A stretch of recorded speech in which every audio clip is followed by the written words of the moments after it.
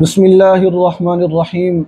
सामीन इकराम, एक सवाल है और सवाल ये है कि अगर नमाज जनाजा के अंदर किसी को कुछ भी नहीं है याद, तो अब उसके लिए क्या हुक्म है, वो क्या करे। देखें, नमाज जनाजा के अंदर चार तकबीरें ये फ़र्ज़ हैं।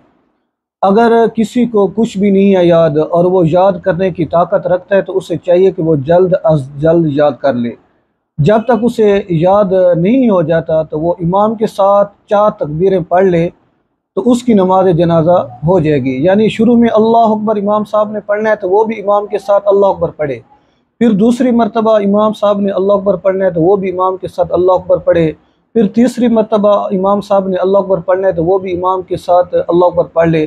फिर चौथी मरतबा इमाम साहब ने अल्लाह अकबर पढ़ना है तो वो भी इमाम के साथ अल्लाह अकबर पढ़ ले। तो ये चार तकबीरें हो गई।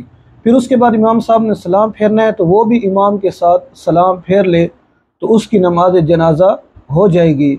दुआ है कि अल्लाह तबारक व तआला हमें इस पे अमल करने की तौफीक अता फरमाए। आमीन।